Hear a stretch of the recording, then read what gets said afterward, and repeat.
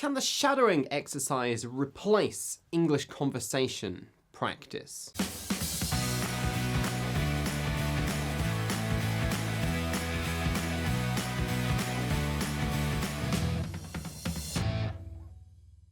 Hello, I'm Julian Northbrook, the posh punk of English education. In this video, I want to talk a little bit more about the shadowing exercise, what it is and what it's good for. This is really following up on the original shadowing video that I made that you can watch on this channel. If you haven't already, link in the description. All the way back in 2011 and then re-uploaded to this channel, which is actually my second channel. I think it was 2013.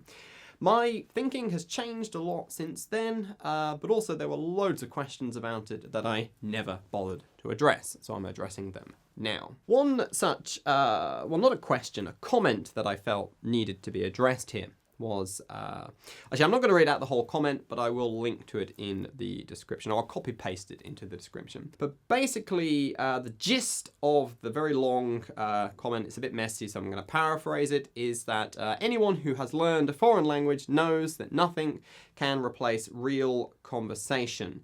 Shadowing doesn't replace actually speaking to people. You shouldn't be replacing anything with shadowing. Shadowing is an exercise. One exercise that is useful for improving one aspect of your English.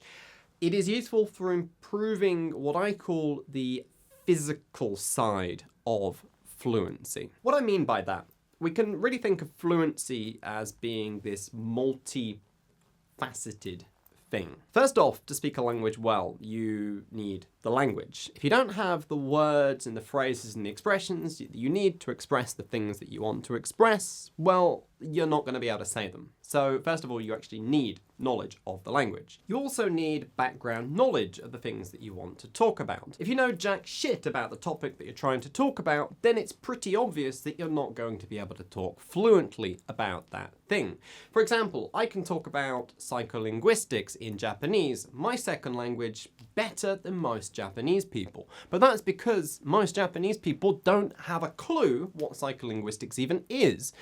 Conversely, take a topic such as politics, which I have no interest in whatsoever, beyond the fact that I don't really like it. I don't really have the background knowledge that I would want to be able to talk about that eloquently and smoothly and, you know, present really well thought out arguments. It's not that I couldn't talk about politics, but it wouldn't be pretty, put it that way. Finally, you need knowledge of cultural norms and cultural conventions, because the way that different people say different things changes based on their culture. For a great example of this, see the video that I made called How's the Traffic? So these three things, the language, the knowledge, and the culture, it's all about, you know, what you've got in your head and how well organized it is. Have you learned the language that you need to talk about the things that you want to talk about?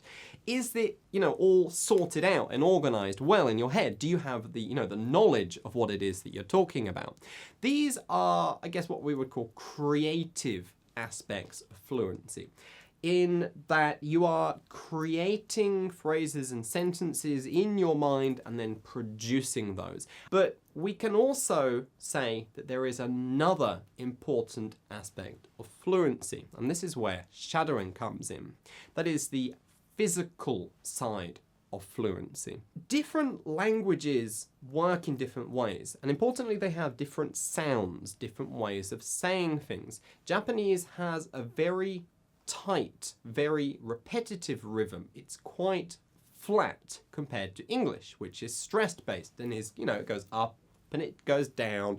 It has waves and, you know, it's very, very different to Japanese, which is boom, boom, boom, boom, boom.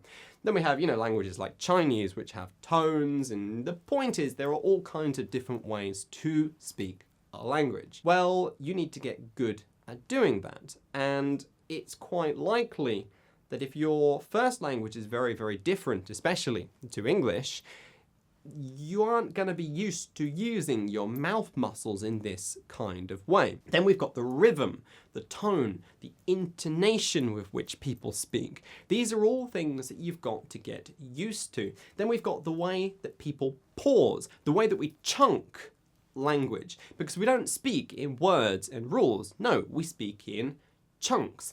At the end of the day, we don't say at the end of the day. No, we say at the end of the day.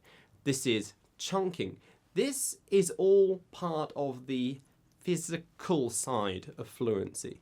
You need to create positive motor habits. And what I mean by that is you need to get your mouth used to moving in the way that English speakers move their mouths. You need to get used to the rhythm, the tone, the intonation, the speed at which we speak, the way that we speed up, the way that we slow down, the pauses in speech, the way we chunk language. That is where shadowing comes in. It doesn't replace anything. It is a single part of the language learning process. It is one exercise designed to improve one part of your English proficiency in amongst loads of other different things that you can and should be doing. Take, for example, what we do in the Extraordinary English Speakers lessons. We do shadowing as part of the system, as part of the process, as part of the way that we learn language from each lesson, the way that we improve our speaking and fluency and, all of that stuff.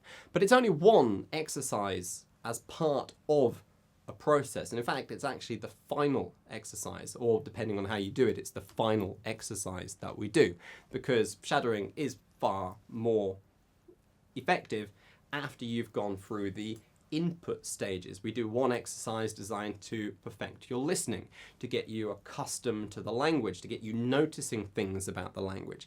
Then we learn the language, we study and learn all the common phrases and expressions in the chunks that are in whatever sample of language it is that we're looking at. From there we go into shadowing.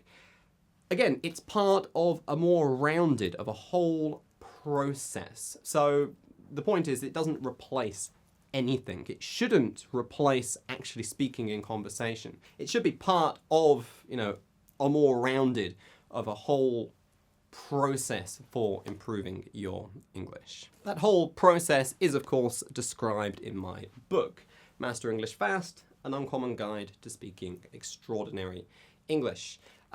Basically, this walks you through mastering English as an intermediate to advanced English learner, step by simple step. It shows you everything you need to know, what kind of materials you want to be using, common mistakes that people make, as well as a whole sequence of exercises designed for building fluency and naturalness in English fast. Hope that's helpful. Hope that clears up a few things. If you found this video useful, give it a thumbs up.